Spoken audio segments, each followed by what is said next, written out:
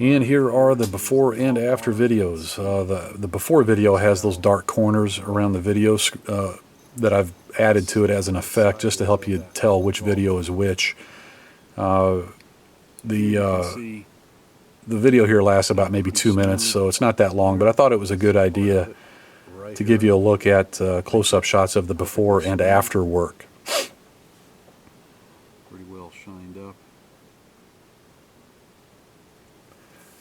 One warning about working on the sear of these guns, in any gun, if you're not comfortable with working with the sear, if you're afraid you may not be able to work on it and retain its geometry and the angle of its machine surfaces, you really shouldn't mess with it at all. You have to always make sure that you don't change that hook angle that you're looking at right there. You have to make sure that that stays the same. I've just polished that. I have not dulled it or changed it at all. That's the part of the sear that stays engaged with the hammer.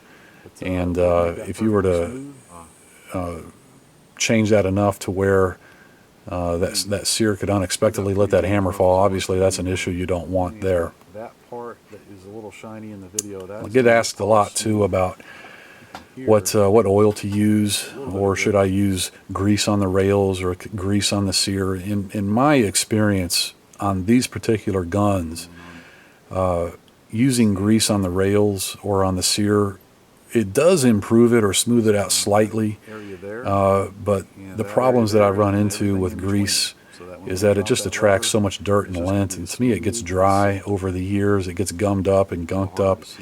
I suppose if you're going to be cleaning a gun regularly and shooting it regularly, the grease might be a smart idea.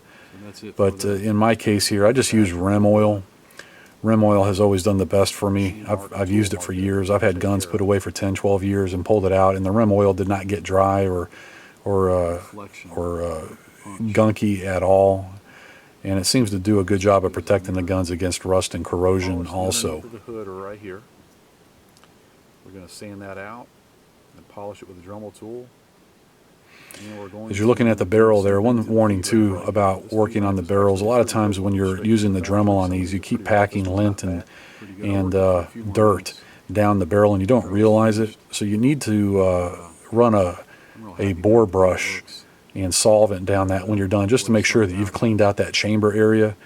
Obviously, if you've built up enough crud up against the chamber where the case headspace is, then you might run into a problem there where you're running out of headspace room and don't know it. So you got to get in there with a brush and really brush that out. I forgot to mention that earlier in the video. And then also, you're going to want to aerosol out the entire gun after you use that Dremel. That paste just gets everywhere, and the lint from the pad just gets everywhere. So you may not appear in the videos, but these guns were really dirty after I was done with them.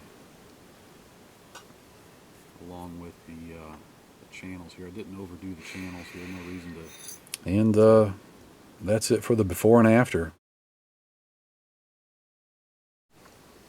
All right, I've got all the pieces lined up now, ready to be reassembled.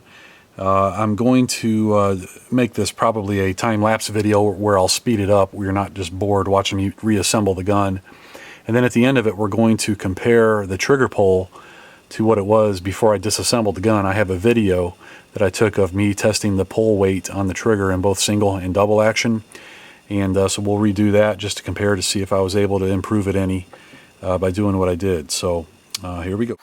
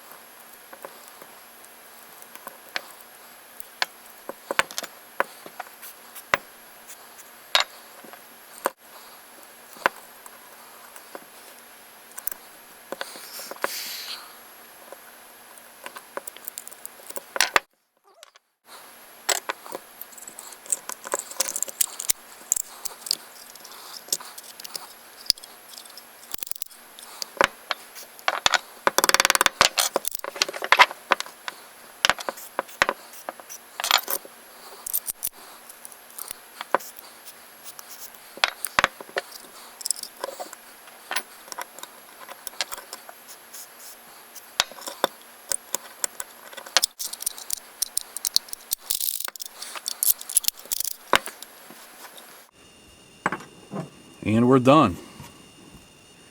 Looks like it took me about 7 minutes to do that.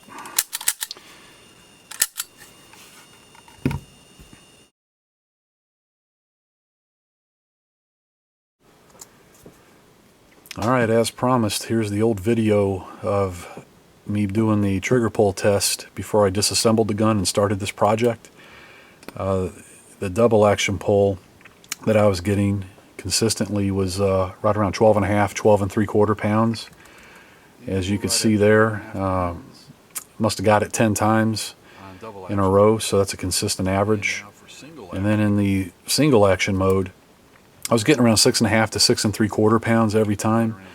And this is on a gun that is very well oiled. The gun is like new, so there's no excuse for it to have a different trigger pull than any other third generation Smith Wesson handgun. Yeah, 6 and a half, 6 and 3/4. So with the job that I've done on this gun, I'm anxious to see here what the improvement is. But I would bet it comes in around a pound or so in both single and double. So here's the video. All right, now my favorite part here to see if all this work was worth it or not. Let's test the double action and single action trigger pull now that we've finished here.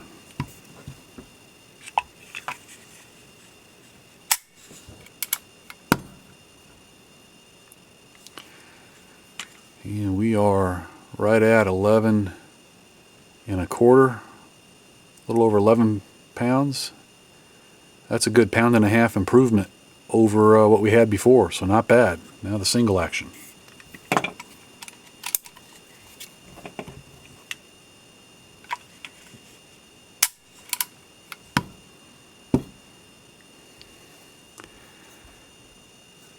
And we are right at 5 and 3/4, just a shade under 6. Not bad again. You know, we were at a consistent 6 and a half to 6 and 3/4. So to remove a pound out of single action and about a pound and a half out of double action by doing nothing more than working on the parts by polishing them, that's a significant improvement. You know, normally you can't get that kind of improvement by changing the spring. So overall, I'm real happy with the way this one turned out. That's real good.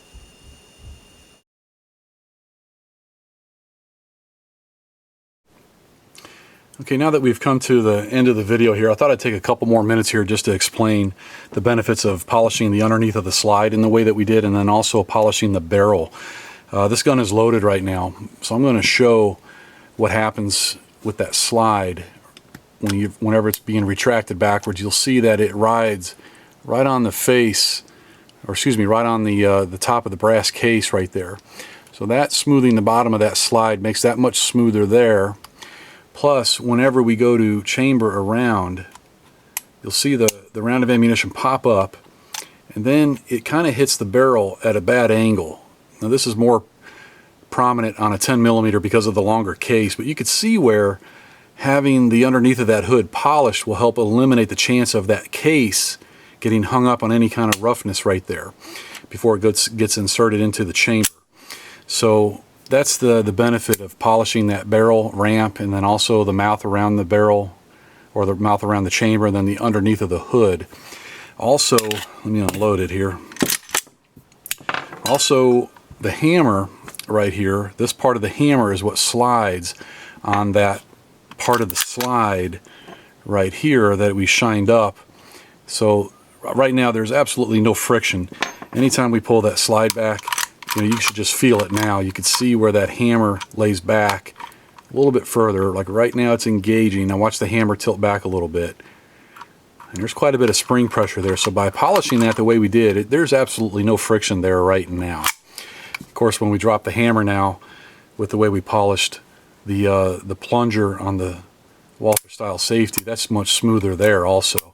There's absolutely no grittiness to that. It's just as smooth as could be right now. Just the way I like it. Also, I get asked about the double action only guns. These guns come apart just the same way as the regular Walther style safety guns. Of course, there's no lever here to polish. There's no safety, plunger to polish. But you can still work all the other components of the gun just the same way as what we did on that Walther style gun. The SIG style guns, like this one's a 9mm. This is a model 6926. These guns also, you're better off just sticking to working on the slide components on this gun, and then maybe, of course you still want to polish the drawbar on these guns, but working the frame over on these guns is a little bit trickier, just because disassembly on these SIG style guns is very difficult, and reassembly is even more difficult.